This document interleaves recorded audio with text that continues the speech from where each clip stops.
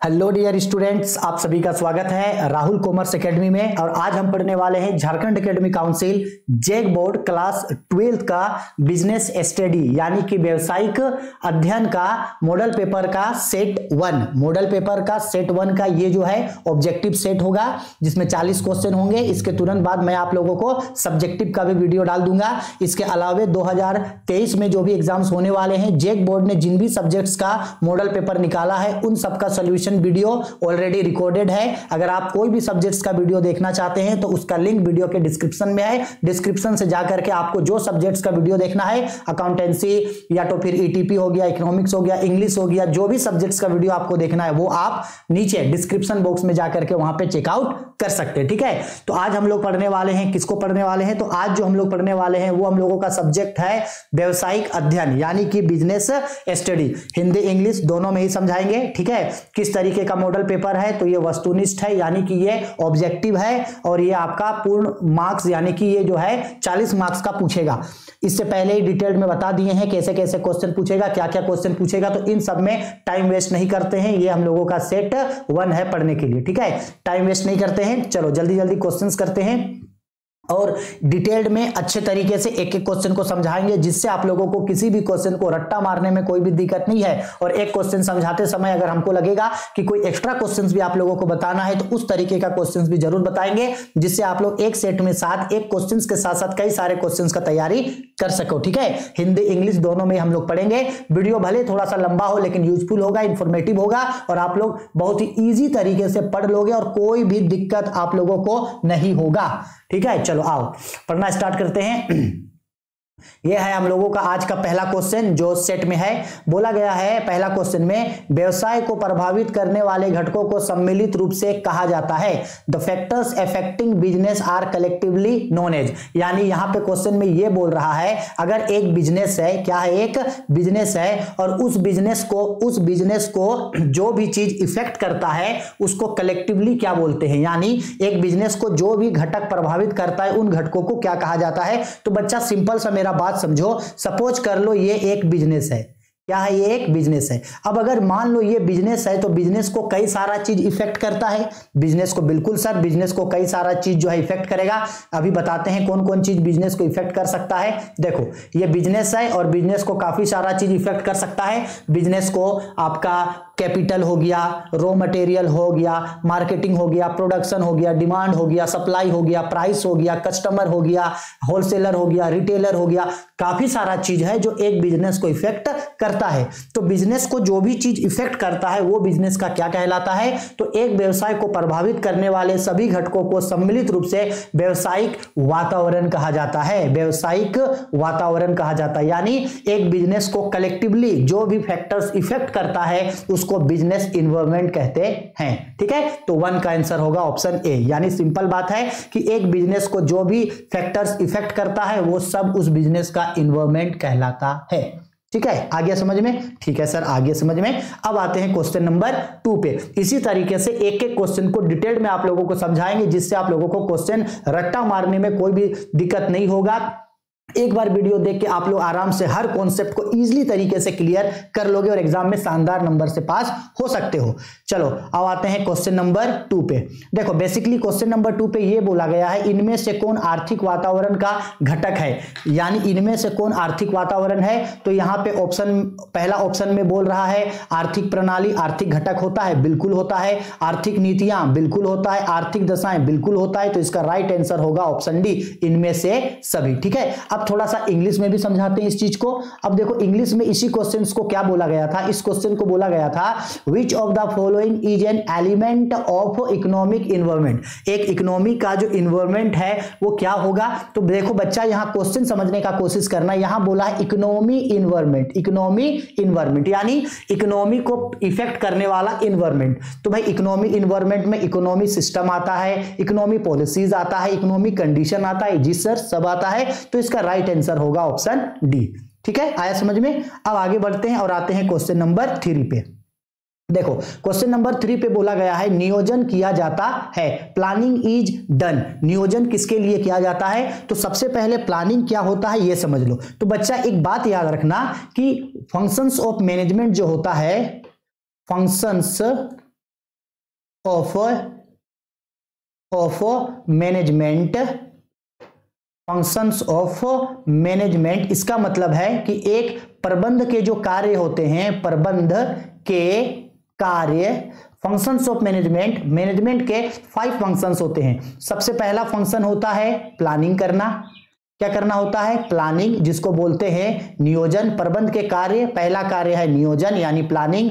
दूसरा काम है आपका ऑर्गेनाइजेशन यानी ऑर्गेनाइजिंग, जिसको बोलते हैं संगठन। ठीक है। तीसरा कार्य है आपका स्टाफिंग।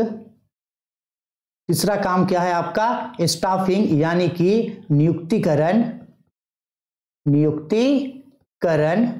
चौथा काम है आपका डायरेक्टिंग, जिसको बोला जाता है निर्देशन। और ये जो डायरेक्टिंग होता है, इस डायरेक्टिंग में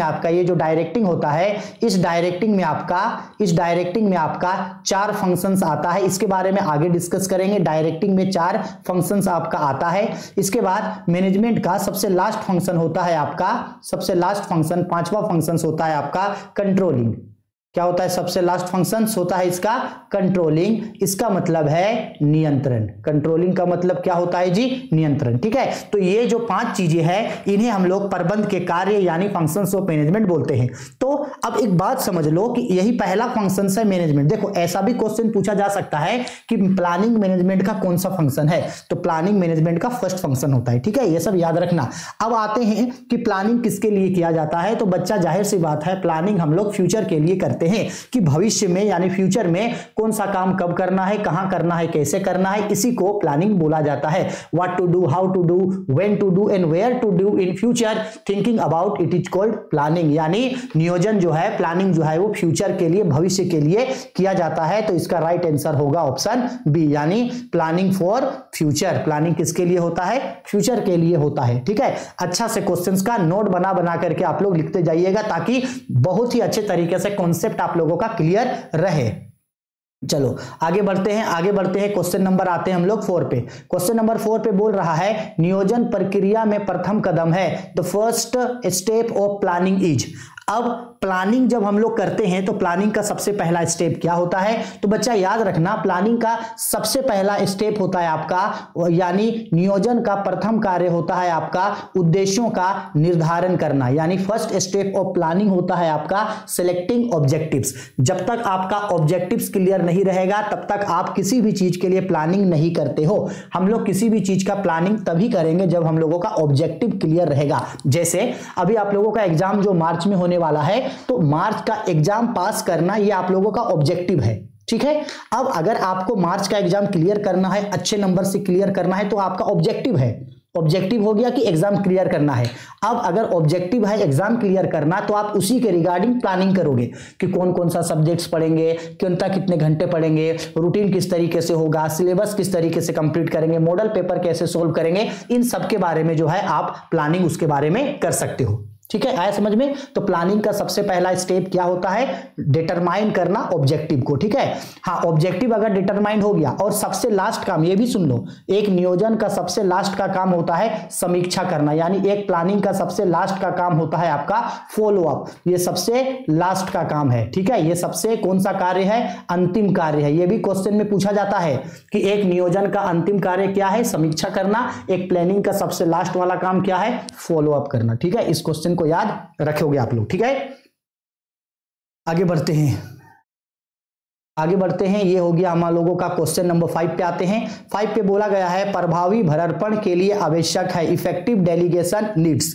अब बात करते हैं कि भरार्पण यानी कि डेलीगेशन का मतलब क्या होता है। बच्चा, डेलीगेशन का मतलब समझो क्या होता है। डेलीगेशन का मतलब होता है जब एक कोई पर्सन है, एक पर्सन का जो भी राइट्स है, एक पर्सन का जो भी अधिकार है, जब वो अपने अधिकारों को किसी दूसरे को दे देता है, तब इसे ही डेलीगेशन ऑफ अथॉरिटी यानी डेलीगेशन कहा जाता है। यानी सिंपल बात है, डेलीगेशन का मतलब होता है कि मेरा जो राइट्स है, मेरा जो अधिकार है, हम अपने अधिकार या अपने अपने राइट्स को किसी दूसरे पर्सन को दे देंगे तो यही डेलीगेशन कहलाता है। सपोज कर लो कि एक कंपनी में बहुत सारे लोग काम करते हैं। अब मान लो कि एक कंपनी में एक सुपरवाइजर था, किसी कारण से अगर सुपरवाइजर कुछ दिन के लिए छुट्टी पे जा रहा है तो इसका मतलब ये तो नहीं है कि वो पूरा कंपनी बंद हो जाएगा, नहीं। तो सुपरवाइजर क्या करेगा, अपना जो राइट्स है वो राइट्स किसी दूसरे को दे करके जाएगा कि मेरे बदले तुम थोड़ा दिन के लिए इसका देखभाल कर लो या इसको तुम कुछ दिनों के लिए संभाल लो। तो जब एक पर्सन अपने राइट्स को, अपने अधिकारों को किसी दूसरे पर्सन को देता है तो यही डेलीगेशन यानी भरार्पण कहलाता है। ठीक है, अब क्वेश्चन में यह बोल रहा है कि जो भरार्पण होता है, डेलीगेशन होता है, वो इफेक्टिव तरीके से कैसे होगा। तो बच्चा डेलीगेशन इफेक्टिव तरीके से तभी होगा, यानी भरार्पण जो है प्रभावशाली तरीके से तभी होगा जब संपर्क की सुविधा, यानी दो लोग आपस में कांटेक्ट करें, ठीक है, फैसिलिटी टू कांटेक्ट करें आपस में, तब ना एक दूसरे को अधिकार सौंप पाएगा। बिल्कुल सही है। सहयोग तथा समन्वय यानी कोऑपरेशन एंड कोऑर्डिनेशन, ये भी सही है। दोनों एक दूसरे को सपोर्ट करें, दोनों एक दूसरे के साथ मिलकर काम करें। बिल्कुल ये नहीं कि ऊपर वाला किसी को राइट्स दे दिया तो नीचे वाला उसको मान ही नहीं रहा है, ऐसा नहीं, दोनों मिलजुल के करें। अधिकारों का स्पष्टीकरण, क्लियर एक्सप्लेनेशन ऑफ अथॉरिटी, जब कोई पर्सन दूसरे को राइट्स दे के जाता है तो उसके बारे में वो बता दे कि उसको क्या क्या करना है और क्या क्या नहीं करना है। तो ऑल सही है इसका, तो इसका राइट आंसर होगा, इनमें से सभी राइट आंसर होगा इसका ऑल ऑफ दीज। ठीक है, क्लियर है। चलो आगे बढ़ते हैं। 5 के बाद आते हैं क्वेश्चन नंबर 6 पे। ये रहा क्वेश्चन नंबर 6। देखो क्वेश्चन नंबर 6 पे बोला गया है मुद्रा बाजार व्यवहार करता है, मनी मार्केट्स डील्स इन। अब मनी मार्केट यानी मुद्रा बाजार क्या होता है इसके बारे में डिटेल में सुन लो। देखो फाइनेंशियल मार्केट होता है, कौन सा मार्केट होता है, फाइनेंशियल मार्केट। फाइनेंशियल मार्केट यानी फाइनेंशियल मार्केट बोले तो वित्तीय बाजार, फाइनेंशियल मार्केट बोले तो जी वित्तीय बाजार। अब ध्यान से समझने का कोशिश करना कि ये जो फाइनेंशियल मार्केट होता है, वित्तीय बाजार होता है, ये 2 तरीके का होता है। फाइनेंशियल मार्केट कितने तरीके का होता है, 2 तरीके का वित्तीय बाजार होता है। एक होता है मुद्रा बाजार, एक क्या होता है, मुद्रा बाजार। ये जो मुद्रा बाजार होता है इसको बोला जाता है मनी मार्केट। मुद्रा बाजार मतलब मनी मार्केट, ठीक है। अब दूसरा होता है आपका पूंजी बाजार। दूसरा आपका क्या होता है, पूंजी बाजार। पूंजी बाजार का मतलब होता है आपका कैपिटल मार्केट, ठीक है। 2 तरीके का फाइनेंशियल मार्केट होता है, एक होता है आपका मनी मार्केट और एक होता है आपका कैपिटल मार्केट। 2 तरीके का वित्तीय बाजार होता है, मुद्रा बाजार और पूंजी बाजार। अब जानते हैं जरा सा कि मुद्रा बाजार क्या होता है। तो सिंपल सा बात है कि मुद्रा बाजार यानी मनी मार्केट ऐसा मार्केट होता है जहां शॉर्ट टर्म सिक्योरिटी को खरीदा और बेचा जाता है। शॉर्ट टर्म फाइनेंशियल सिक्योरिटी, यानी अगर कभी भी किसी भी कंपनी को, किसी भी ऑर्गेनाइजेशन को अगर 1 साल से कम समय के लिए अगर पैसा का जरूरत पड़ता है तो इस कंडीशन पे वो जो है मनी मार्केट से जाके पैसा ले सकता है। लेकिन अगर किसी कंपनी को 1 साल से लंबे समय के लिए पैसा का जरूरत पड़ता है तो वो कैपिटल मार्केट जाता है। कैपिटल मार्केट में जैसे शेयर मार्केट का नाम सुने हो ना, शेयर मार्केट, ये कैपिटल मार्केट में आता है। और मुद्रा बाजार यानी मनी मार्केट में आता है आपका जैसे ट्रेजरी बिल आता है, खजाना बिल आता है, कमर्शियल पेपर आता है, कमर्शियल बिल आता है, हुंडी आता है, कमर्शियल नोट्स आता है, ये सब मेरा आता है मनी मार्केट में, ठीक है। अब क्वेश्चन में ये बोल रहा है कि मुद्रा बाजार व्यवहार करता है मनी मार्केट डील्स इन, तो मनी मार्केट डील करता है शॉर्ट टर्म सिक्योरिटीज में, किसमें, शॉर्ट टर्म सिक्योरिटीज में। और कैपिटल मार्केट डील करता है आपका मिडिल टर्म और लॉन्ग टर्म सिक्योरिटी में डील करता है, ठीक है। तो बोला गया है मुद्रा बाजार डील करता है अल्पकालीन कोष में, बिल्कुल सही है। तो money market deal in short term funds, बिल्कुल इसका राइट आंसर होगा ए। और कैपिटल मार्केट इन दोनों में डील करता है, इन दोनों में डील करता है आपका कैपिटल मार्केट, ठीक है। आगे समझ में, ठीक है। चलो आगे बढ़ते हैं। 5, 6 के बाद हो गया क्वेश्चन नंबर 7 में। 7 में क्या बोल रहा है जी, प्रबंध का सार है। थोड़ा सा इसको और ऊपर कर लेते हैं। प्रबंध का सार है एसेंस ऑफ मैनेजमेंट। तो याद रखना प्रबंध का सार, इसको रट लेना। प्रबंध का सार कौन होता है, समन्वय। इसको तो एकदम रट लेना जी, समन्वय प्रबंध का सार है। Essence coordination is essence of management. समन्वय का मतलब होता है कोऑर्डिनेशन। समन्वय का मतलब क्या होता है, कोऑर्डिनेशन। कोऑर्डिनेशन का मतलब होता है साथ में मिलजुल करके, एक साथ मिलजुल के कोई काम को करना, कोऑर्डिनेशन होता है। तो प्रबंध का सार समन्वय होता है। Coordination is an essence of management. ठीक है, तो देखो वही क्वेश्चन यहां पे पूछा गया है इंग्लिश में भी, essence of management is coordination. Coordination जो होता है वो एसेंस ऑफ मैनेजमेंट होता है। ठीक है, आगे आते हैं क्वेश्चन नंबर 8 पे। क्वेश्चन नंबर 8 पे बोल रहा है कि प्रबंध के कितने स्तर होते हैं। How many levels are there in management. एक मैनेजमेंट पे कितने लेवल्स होते हैं। तो बच्चा याद रखना कि एक मैनेजमेंट पे 3 लेवल्स होते हैं। ठीक है, अच्छा से इसको समझा रहे हैं, ध्यान से समझने का कोशिश करना। ये एक मैनेजमेंट का स्ट्रक्चर होता है और एक मैनेजमेंट में 3 लेवल्स होते हैं। कितने स्तर होते हैं प्रबंध के, कितने स्तर होते हैं, 3 स्तर होते हैं। कौन कौन? एक होता है आपका टॉप लेवल मैनेजमेंट। सबसे ऊपर में कौन होता है? Top level management. Top level management को हिंदी में बोला जाता है उच्च स्तर प्रबंध, उच्च स्तर प्रबंध। सेकंड में होता है आपका मिडिल लेवल मैनेजमेंट। कौन सा होता है? Middle level management. ठीक है, और मिडिल लेवल यानी कि मध्य स्तर प्रबंध। मिडिल लेवल मतलब मध्य स्तर प्रबंध। और तीसरा होता है आपका lower level management. Lower level management इसको बोला जाता है निम्न स्तर प्रबंध। यानी बच्चा याद रखना, एक मैनेजमेंट के कितने लेवल्स होते हैं? 3 लेवल्स होते हैं, टॉप लेवल, मिडिल लेवल और लोअर लेवल। अब सर ये लेवल्स ऑफ मैनेजमेंट का मतलब क्या होता है? तो बच्चा आप लोग कभी नोटिस किए हैं कि किसी भी कंपनी के अंदर जो लोग काम करते हैं वो लोगों को अलग अलग ग्रेड में रखा जाता है। जैसे जो उस कंपनी के ओनर होंगे, उस कंपनी का बोर्ड ऑफ डायरेक्टर होंगे, उस कंपनी का मैनेजिंग डायरेक्टर होंगे, उस कंपनी का चेयरमैन होंगे, उस कंपनी का चीफ एग्जीक्यूटिव ऑफिसर्स होंगे। तो ये सब रहते हैं मेरा टॉप लेवल मैनेजमेंट पे। कौन कौन बोले? तो टॉप लेवल मैनेजमेंट में बेसिकली रहता है जैसे MD, managing director, chief executive officer, CEO, chairman. ठीक है, इसके बाद board of director, BOD, board of director. तो ये जो टॉप लेवल के लोग होते हैं ये मैनेजमेंट पे टॉप लेवल पे होते हैं। मिडिल लेवल पे कौन कौन आते हैं? मिडिल लेवल पे आते हैं आपका जैसे जनरल मैनेजर और डिप्टी जनरल मैनेजर। ठीक है, सामान्य प्रबंधक या विभागीय सामान्य प्रबंधक, ये होता है मिडिल लेवल पे। और लोअर लेवल पे कौन काम करते हैं? तो लोअर लेवल पे काम करते हैं आपका सुपरवाइजर। कौन काम करते हैं जी? सुपरवाइजर्स और फोरमैनशिप। Supervisor of foremanship. आप बोलोगे सर मजदूर लोग कहां काम करते हैं? मजदूर लोग, तो मजदूर लोग आता है नीचे। और ये जो मजदूर लोग होता है वो नॉन मैनेजमेंट लेवल होता है। मजदूर लोग किसमें आता है? नॉन मैनेजमेंट लेवल पे। तो याद रखना ये भी क्वेश्चन पूछा जा सकता है जैसे कि सुपरवाइजर कौन सा लेवल मैनेजमेंट में आता है? तो सुपरवाइजर जो है वो लोअर लेवल में आता है। ये सब याद रखना। अब क्वेश्चन में ये बोला था कि प्रबंध के कितने स्तर होते हैं, how many levels of management. तो हमको पता है 3 लेवल्स होते हैं, top level, middle level, lower level. तो इसका राइट आंसर होगा ऑप्शन बी। इसका राइट आंसर होगा ऑप्शन बी। ठीक है, आया समझ में? चलो आगे बढ़ते हैं। अब आते हैं क्वेश्चन नंबर 9 पे। क्वेश्चन नंबर 9 पे ये बोल रहा है कि पर्यवेक्षक को प्रबंध के किस स्तर में सम्मिलित किया जाता है? In which level supervisor is include. लो अभी बताएं तुरंत यही क्वेश्चन, सेम यही क्वेश्चन बताएं कि जो सुपरवाइजर होता है उसको कौन से लेवल में रखा जाता है। तो अभी अभी तो बताए थे, ये देखो यही क्वेश्चन है। ये देखो सुपरवाइजर कौन से लेवल पे आता है? लोअर लेवल पे आता है। सुपरवाइजर कौन से लेवल पे आता है? लोअर लेवल यानी कि निम्न स्तर पे। तो इसका राइट आंसर होगा ऑप्शन सी, निम्न स्तर यानी कौन से लेवल पे? लोअर लेवल पे। ठीक है, यही हम हमेशा बोलते हैं कि अगर आपका कॉन्सेप्ट क्लियर रहेगा तो क्वेश्चन में किसी भी टाइप का क्वेश्चन अगर आपको पूछता है तो आप उसका आंसर दे सकते हो। झूठ मूठ का सिर्फ रट्टा मार के तो पास नहीं ना होना है जी। ठीक है, इसीलिए हमेशा कॉन्सेप्ट पे हमेशा फोकस करो और कॉन्सेप्ट वाइज अपने जो भी टॉपिक्स है उसको हमेशा क्लियर करके रखा करो। ठीक है, तब लंबे रोज के घोड़े बनोगे, नहीं तो रट्टा मार के क्या हो जाएगा? कुछ नहीं होगा, भूल जाओगे।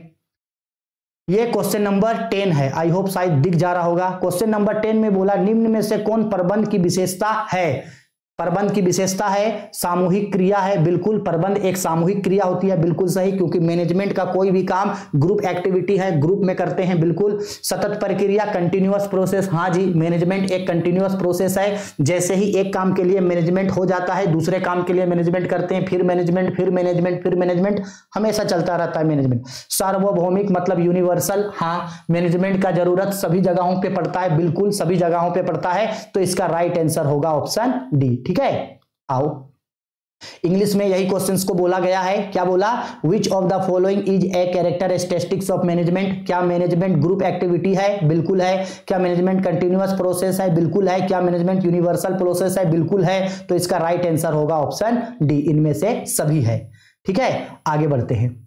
आगे क्वेश्चन में बोल रहा है, क्वेश्चन नंबर 11 पे बोला गया है, वह व्यक्ति जो दूसरे व्यक्तियों से कार्य कराने की क्षमता रखता है उसे कहते हैं, the person who has the ability to get work done by the other is known as, यानी वह व्यक्ति जो दूसरे व्यक्तियों से कार्य कराने की क्षमता रखता है प्रबंधक कहलाता है। क्या कहलाता है? प्रबंधक कहलाता है। एक पर्सन जो दूसरे लोगों से काम करने का एबिलिटी रखता है उसको मैनेजर कहा जाता है। क्या कहा जाता है? मैनेजर। तो 11 का राइट आंसर होगा बी। ठीक है, आओ 11 हो गया। आते हैं हम लोग 13 नंबर में। 13 नंबर क्वेश्चन में बोल रहा है, हेनरी फ्योल द्वारा दिए गए प्रबंध के सिद्धांतों की व्याख्या करें। बच्चा, अभी हम कुछ आप लोगों को बताएंगे, इस चीज को अच्छा से याद रखोगे। ठीक है, मैनेजमेंट जो आज हम लोग पढ़ रहे हैं, इस मैनेजमेंट में सबसे पहले दो टाइप का मैनेजमेंट के बारे में जान जाओ, दो तरीके के प्रबंध के बारे में जान जाओ। एक होता है आपका प्रबंध के सिद्धांत और एक होता है आपका वैज्ञानिक प्रबंध। प्रबंध के सिद्धांत मतलब प्रिंसिपल्स ऑफ मैनेजमेंट और वैज्ञानिक प्रबंध यानी साइंटिफिक मैनेजमेंट। इन दोनों ही के बारे में अलग अलग प्रबंध शास्त्रियों ने इसके बारे में बताया था। ध्यान से याद रखना, एक नाम बोल रहे हैं, हेनरी फ्योल। हेनरी फ्योल, इनके बारे में कुछ कुछ चीजों को आप समझ लो। हेनरी फ्योल, ठीक है, इनके बारे में कुछ कुछ चीजों के बारे में अभी समझा रहे हैं, अच्छा से समझना, इससे बहुत सारा क्वेश्चन बन के निकलेगा। किनके बारे में? हेनरी फ्योल के बारे में। किनके बारे में बोल रहे हैं जी? हम बोल रहे हैं हेनरी फ्योल सर के बारे में। ठीक है, याद रखना, हेनरी फ्योल सर जिनका जन्म फ्रांस में हुआ था। सबसे पहली बात, इनका जन्म कहां हुआ था? फ्रांस में। यहां से क्वेश्चन टैली करता है, कहां जन्म हुआ था? फ्रांस में। ये दुनिया के ऐसे पहले व्यक्ति थे जिन्होंने प्रबंध के 14 सिद्धांतों को बताया था। कितने प्रिंसिपल्स को बताया था इन्होंने? 14th प्रिंसिपल्स को बताया था इन्होंने बताया था कि मैनेजमेंट करने के लिए ये 14th प्रिंसिपल्स को अपनाया जाना चाहिए। और इन्होंने ये 14th प्रिंसिपल्स को कहां बताया था? अपनी एक बुक में बताया था। इन्होंने एक बुक लिखा था। क्या लिखा था? बुक। उस बुक का नाम क्या था? General and industrial management. Journal and industrial management. Journal and industrial management, इस नाम का इन्होंने एक बुक लिखा था और उस बुक में इन्होंने 14th प्रिंसिपल्स को बताया था। इसलिए सर हेनरी फ्योल को father of principles of management कहा जाता है। क्या कहा जाता है इन्हें? Father of principles of management. Father of principles of management, इस चीज को हमेशा याद रखोगे आप लोग। यानी प्रबंध के सिद्धांतों का पिता किसे कहा जाता है? हेनरी फ्योल को कहा जाता है, जिनका जन्म कहां हुआ था? फ्रांस में हुआ था। ठीक है, और उन्होंने प्रबंध के कितने सिद्धांतों को बताया था? तो उन्होंने प्रबंध के 14 सिद्धांतों के बारे में उन्होंने बताया था। उन्होंने बताया था कि प्रबंध के कितने सिद्धांत होते हैं? 14 सिद्धांत होते हैं। कौन से बुक में बताया था? जर्नल एंड इंडस्ट्रियल मैनेजमेंट नामक बुक पे बताया था। और हेनरी फ्योल सर क्या थे? तो हेनरी फ्योल सर जो थे वो एक इंजीनियर थे। क्या थे? एक इंजीनियर थे। खनन माइनिंग इंजीनियर थे। माइनिंग इंजीनियर, खनन अभियंता थे। ठीक है, याद रखना इस चीज को। अब क्वेश्चन ये बोला कि हेनरी फ्योल ने, यानी कि क्वेश्चन में ये बोल रहा है कि number of management principles given by Henry Fayol. तो हेनरी फ्योल ने प्रबंध के कितने सिद्धांतों को बताया था? 14। तो इसका राइट आंसर होगा ऑप्शन सी। ठीक है, याद रखना हेनरी फ्योल सर के ऊपर और एक और पर्सन है जिन्हें साइंटिफिक मैनेजमेंट का फादर कहा जाता है, FW टेलर। उसके बारे में भी जब आगे क्वेश्चन आएगा तो बताएंगे। हेनरी फ्योल सर के बारे में इतने चीजों को नोट डाउन करके जरूर रखना। ठीक है, आओ आगे बढ़ते हैं। 12 नंबर हो गया। 13 नंबर पे बोल रहे हैं, हेनरी फ्योल के किस सिद्धांत के अनुसार अधीनस्थ को एक ही अधिकारी से आदेश प्राप्त होना चाहिए? According to which principles of Henry Fayol's a subordinate should get order from one superiors. यानी अभी अभी बताए थे, हेनरी फ्योल ने 14th प्रिंसिपल्स को बताया थे।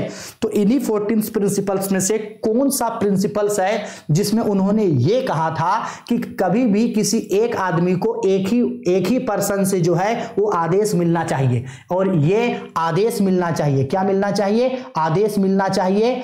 ठीक है, तो ये कौन से सिद्धांत था उनका, वो था आदेश का सिद्धांत, आदेश मिलना चाहिए, आदेश का सिद्धांत। ठीक है, कैसे याद रखोगे उसको, देखो यहां पे बोला गया है ओनली एक पर्सन को एक ही पर्सन से ऑर्डर मिलना चाहिए, और ये क्या बोलता है, यूनिटी ऑफ कमांड, यानी एक आदमी को एक ही पर्सन से ऑर्डर मिलना चाहिए। अगर एक आदमी को बहुत सारे लोगों से कोई काम करने का ऑर्डर मिलेगा तो वो आदमी कहां कहां काम करेगा। सपोज कर लो कि एक मम्मी है और उनके घर में मान लो कि 10 लोग हैं, एक अकेली महिला है, एक अकेली लेडीज है, सपोज कर लो माँ ही है हमारी वो, जो उतना सारा काम कर रही है। अगर सभी लोग एक साथ डिमांड कर दें कि माँ मेरे लिए पानी लाओ, माँ मेरे लिए चाय लाओ, माँ मेरे लिए कॉफी बना दो, माँ मेरे लिए रोटी गर्म कर दो, माँ मेरा ड्रेस कहाँ है, माँ मेरा जूता नहीं मिल रहा है, तो क्या मम्मी एक ही बार में इतने सारे ऑर्डर को पूरा कर पाएगी, नहीं कर पाएगी।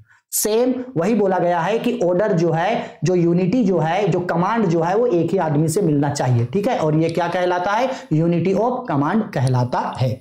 आगे समझ में, ठीक है, चलो आगे बढ़ते हैं। 13 हो गया, 13 के बाद आते हैं 14 में। 14 में बोला गया है वैज्ञानिक प्रबंध में विश्लेषण है, एनालिसिस ऑफ साइंटिफिक मैनेजमेंट। अब देखो दो तरीके का मैनेजमेंट होता है, एक होता है वैज्ञानिक प्रबंध और एक होता है प्रबंध के सिद्धांत। प्रबंध के सिद्धांत हेनरी फ्योल द्वारा बताया गया था, और ये चीज एक साइंटिफिक मैनेजमेंट यानी कि वैज्ञानिक प्रबंध। अब इसके बारे में ध्यान से समझ लो, ये जो वैज्ञानिक प्रबंध है, वैज्ञानिक प्रबंध का पिता कहा जाता है sir F.W. Taylor. F.W. Taylor, F.W. Taylor का मतलब है Frederick Winslow Taylor. F.W. Taylor को वैज्ञानिक प्रबंध का पिता कहा जाता है, father of scientific management, F.W. Taylor. ठीक है, ये पहले व्यक्ति थे जिन्होंने किसके बारे में बताया था, जिन्होंने वैज्ञानिक प्रबंध के बारे में इन्होंने बताया था। ठीक है, आएगा याद, याद रखिएगा, बिल्कुल याद रखना इस चीज को। और उन्होंने ये बताया था कि साइंटिफिक मैनेजमेंट में कोई भी पर्सन जो है टेक्नोलॉजी के मामले में 75% एनालिसिस किया जाता है, 75% क्या किया जाता है, एनालिसिस किया जाता है, और 25% सामान्य सूझबूझ यानी कि जर्नल स्किल्स का जरूरत पड़ता है। तो यहां वो बोला वैज्ञानिक प्रबंध में विश्लेषण यानी कि स्किल्स एनालिसिस कितने परसेंट होते हैं, तो 75%। तो इसका राइट आंसर होगा ऑप्शन सी। ठीक है, 14 का राइट आंसर होगा सी। ठीक है, आगे बढ़ते हैं। आगे क्वेश्चन में बोला गया है वैज्ञानिक प्रबंध के जनक, लो अभी बताए थे फादर ऑफ साइंटिफिक मैनेजमेंट कौन है, F.W. टेलर। ठीक है, F.W. टेलर। देखो वही क्वेश्चन इंग्लिश में भी बोला गया है, the father of scientific management कौन है, F.W. टेलर है साइंटिफिक मैनेजमेंट के फादर। याद रखना, क्वेश्चन पूछता है। ठीक है, अब आते हैं क्वेश्चन नंबर 16 पे। बोला गया है हेनरी फ्योल, 16 में बोला जा रहा है हेनरी फ्योल का जन्म हुआ था, Henry Fayol was born in. अभी समझाए थे कि हेनरी फ्योल का जन्म कहां हुआ था, फ्रांस में। हेनरी फ्योल का जन्म फ्रांस में। अच्छा, एक और चीज गलती से छूट गया जी, टेलर का जन्म कहां हुआ था, तो टेलर का जन्म हुआ था आपका अमेरिका में। टेलर का जन्म कहां हुआ था, अमेरिका में। और फ्योल का जन्म हुआ था, फ्योल का जन्म हुआ था आपका फ्रांस में। इस चीज को याद रखना। ठीक है, क्वेश्चन पूछता है। ठीक है, आगे क्वेश्चन नंबर बोला गया है 17 में, निर्देशन का प्रवाह होता है, follow of direction is. Direction कौन देता है, तो डायरेक्शन याद रखना, डायरेक्शन जो होता है वो टॉप लेवल से लोअर लेवल की तरफ आता है। यानी टॉप लेवल ऑर्डर देगा मिडिल लेवल को, टॉप लेवल ऑर्डर देगा मिडिल लेवल को, और मिडिल लोअर ऑर्डर देगा लोअर लेवल को। यानी जो फ्लो ऑफ डायरेक्शन है वो होता है डाउनवर्ड। डाउनवर्ड का मतलब होता है नीचे की ओर। किसकी ओर, नीचे की ओर। तो इसका राइट आंसर होगा ऑप्शन बी, डाउनवर्ड यानी कि नीचे की ओर। ठीक है, चलो आगे समझ में। आगे 17 के बाद क्वेश्चन नंबर 18। क्वेश्चन नंबर 18 पे बोला गया है कर्मचारियों के विकास में सम्मिलित है, डेवलपमेंट ऑफ एम्प्लॉयज इन्वॉल्व्स। यानी अगर एक कंपनी में काम करने वाले एम्प्लॉयज लोग हैं तो उन एम्प्लॉयज का डेवलपमेंट कैसे होगा, तो उन एम्प्लॉयज का डेवलपमेंट होगा क्या पदोन्नति यानी कि प्रमोशन करने से, बिल्कुल सही, प्रमोशन कर दो डेवलपमेंट हो जाएगा। हस्तांतरण यानी ट्रांसफर करने से, बिल्कुल सही है। प्रशिक्षण यानी ट्रेनिंग देने से, बिल्कुल सही है। तो तीनों सही है, तो ऑप्शन डी इसका राइट आंसर होगा। इन तीनों ही से एक कर्मचारियों का डेवलपमेंट होता है। आगे आते हैं क्वेश्चन नंबर 19 पे। 19 पे बोल रहा है यहाँ पे, जर्नल एंड इंडस्ट्रियल मैनेजमेंट नामक पुस्तक की रचना किसने की थी? Who wrote the book journal and industrial management. अभी अभी मैंने आप लोगों को बताया था कि जर्नल एंड इंडस्ट्रियल मैनेजमेंट नामक पुस्तक किसने लिखा था? तो सर हेनरी फ्योल ने लिखा था, हेनरी फ्योल ने लिखा था। और इसी में उन्होंने कितने प्रिंसिपल्स को बताए थे? 14th प्रिंसिपल्स के बारे में उन्होंने बताया था। ठीक है, चलो आगे जाते हैं क्वेश्चन नंबर 20 पे बोला जा रहा है क्वेश्चन में, निर्देशन के तत्व हैं। निर्देशन मतलब क्या? अभी अभी हम आप लोगों को बताए थे शुरू में, जब पहला क्वेश्चन स्टार्ट हुआ था, पहला या दूसरा तीसरा क्वेश्चन प्लानिंग वाला, वहां हम आप लोगों को यह बताए थे कि ये जो निर्देशन होता है, निर्देशन का मतलब होता है आपका डायरेक्टिंग। निर्देशन का मतलब क्या होता है? डायरेक्टिंग। डायरेक्टिंग। अब इस डायरेक्टिंग के अंदर 4 फंक्शन आता है। सबसे पहला आता है आपका नेतृत्व, यानी जिसको बोलते हैं लीडरशिप। क्या बोलते हैं? लीडरशिप। दूसरा होता है आपका अभिप्रेरण, यानी कि मोटिवेशन। अभिप्रेरण मतलब मोटिवेशन। ठीक है, इसके बाद तीसरा आता है आपका संप्रेषण। तीसरा क्या आता है? संप्रेषण, यानी कि कम्युनिकेशन। संप्रेषण मतलब कम्युनिकेशन। और सबसे लास्ट में आता है पर्यवेक्षण, यानी कि सुपरविजन। सुपरविजन। तो क्वेश्चन में ये बोल रहा है कि निर्देशन के तत्व हैं, यानी एलिमेंट्स ऑफ डायरेक्टिंग। तो एलिमेंट्स ऑफ डायरेक्टिंग में सब है, ये तीनों ही इसके एलिमेंट्स है। बिल्कुल ये तीनों ही इसके एलिमेंट हैं, तो इसका राइट आंसर होगा ऑप्शन डी। ठीक है, आया समझ में? देखो इंग्लिश में भी यही क्वेश्चन बोल रहा है, बोल रहा गया है elements of direction are supervision, leadership, motivation, और एक और चीज होता है इसका कम्युनिकेशन। एक और क्या होता है?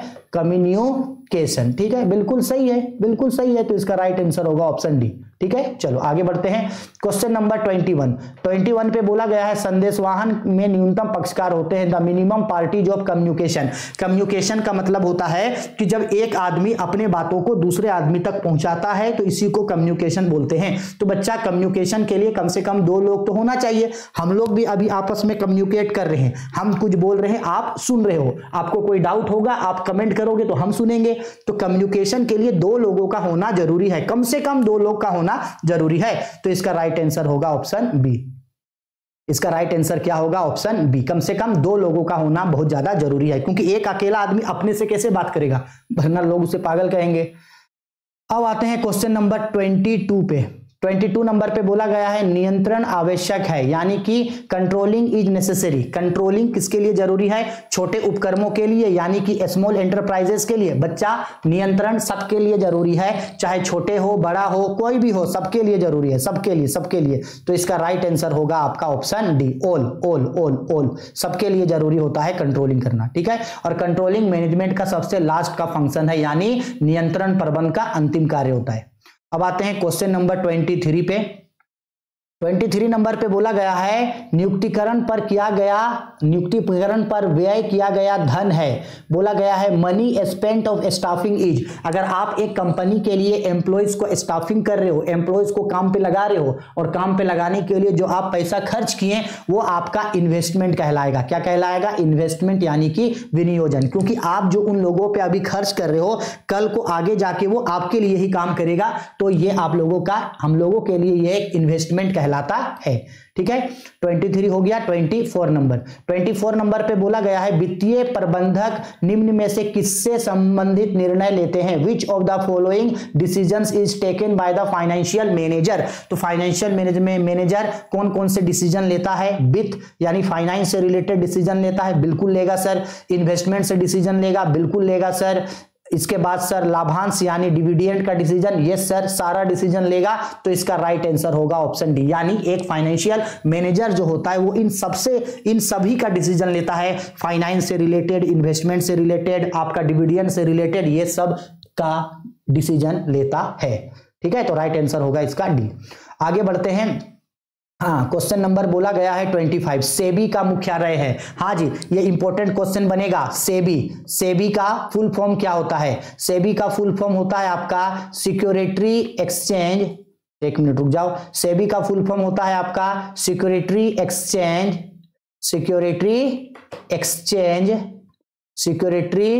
Exchange board of India. Security exchange board of India. इसको हिंदी में बोला जाता है भारतीय प्रतिभूति एवं विनिमय बोर्ड, भारतीय प्रतिभूति एवं विनिमय बोर्ड। ठीक है, इसके बारे में कुछ कुछ चीज याद रख लो कि ये जो सेबी है ये कब सेटअप हुआ था, यानी इसका शुरुआत कब हुआ था, तो ये 1988 को इसका शुरुआत हुआ था। और इसको जो है आपको जैसे कि मान लो मान्यता, इसको क्या मान्यता, तो इसको मान्यता कब मिला था, तो इसको मान्यता मिला था 1992 में। अच्छा, सेटअप हुआ था 1988 को, कब, तो 12 अप्रैल को, 12 अप्रैल 1988 को, 12 अप्रैल 1988 को। ठीक है, अब ये जान लो कि सेबी का हेड ऑफिस कहां है, सेबी का हेड ऑफिस यानी कि मुख्यालय कहां है, तो इसका हेड ऑफिस जो है वो मुंबई में है। इसका हेड ऑफिस कहां है जी, मुंबई में है। अब थोड़ा सा ये जान लो कि सेबी क्या होता है। तो बेसिकली सेबी एक ऐसा बोर्ड है जो कंट्रोल करता है आपको, जैसे स्टॉक एक्सचेंज मार्केट वगैरह होता है ना, जैसे कि शेयर मार्केट हो गया, बॉम्बे स्टॉक एक्सचेंज हो गया, तो इन सारे मार्केट को कंट्रोल करने का और जो भी कंपनी एक्ट होता है उन सबको भी रेगुलेट और कंट्रोल करने का काम करता है। तो अब सेबी से रिलेटेड भी ये सब क्वेश्चंस पूछा जाएगा, तो इसका नोट्स बना के जरूर लिख लेना।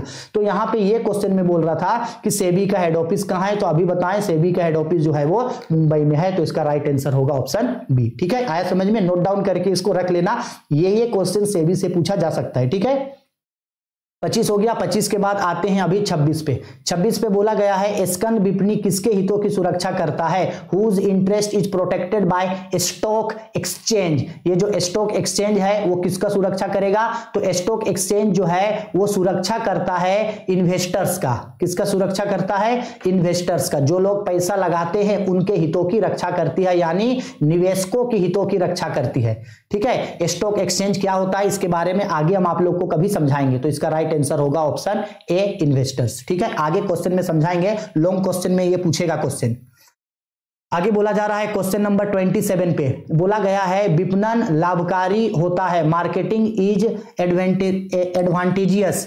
किसके लिए विपणन का होना जरूरी है सर, सबके लिए, सबके लिए, सबके लिए, मार्केटिंग सबके लिए जरूरी होता है, तो इसका राइट आंसर होगा ऑप्शन डी, मार्केटिंग जो है वो सबके लिए जरूरी होता है। ठीक है, तो इसका राइट आंसर होगा आपका ऑप्शन डी। ठीक है, आगे बढ़ते हैं क्वेश्चन नंबर 28 नंबर पे बोला जा रहा है निम्न में से किसे आंतरिक वातावरण का तत्व कौन सा है, निम्नलिखित में से आंतरिक वातावरण का तत्व कौन सा। आंतरिक मतलब इंटरनल, इंटरनल में सब होगा, नीतियां भी होता है, उद्देश्य भी होता है, संगठन ढांचा भी होता है, सब, ये सब जो होता है ये इंटरनल एलिमेंट होता है किसी भी कंपनी के अंदर का।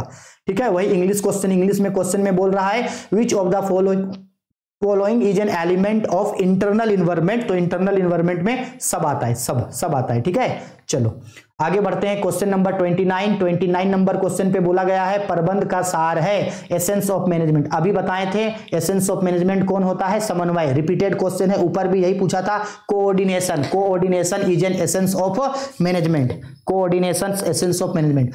थोड़ा इंग्लिश में देखना, इधर उधर नंबर दे दिया, लेकिन याद रखना कि coordination is an essence of management. ठीक है, चलो आगे बढ़ते हैं क्वेश्चन नंबर 30 नंबर पे बोल रहा है वस्तुओं एवं सेवाओं के उत्पादन की नीतियां विधियों की खोज निम्नलिखित में से किसके अंतर्गत आता है। एक मिनट, थोड़ा सा इसको ऊपर कर देते हैं, हाँ यहां पे आते हैं। ठीक है, ये बोला गया है यहाँ पे वस्तुओं एवं सेवाओं के उत्पादन की नई विधियों की खोज निम्न में से किसके अंतर्गत आता है। New techniques of production of goods and services comes under which of the following section. तो देखो जी, नया तकनीक खोजना है, नया क्या खोजना है, तकनीक है तो तकनीकी वातावरण, तकनीक है तो तकनीकी वातावरण। ठीक है, अब इंग्लिश में किस तरह से याद रहेगा, तो देखो इंग्लिश में याद रहेगा कि बोला गया है कि न्यू टेक्नोलॉजी, न्यू टेक्निक्स। बच्चा जब न्यू टेक्निक्स है तो टेक्निकल इन्वायरमेंट होगा, न्यू टेक्निक है तो टेक्निकल इन्वायरमेंट होगा, जाहिर सी बात है।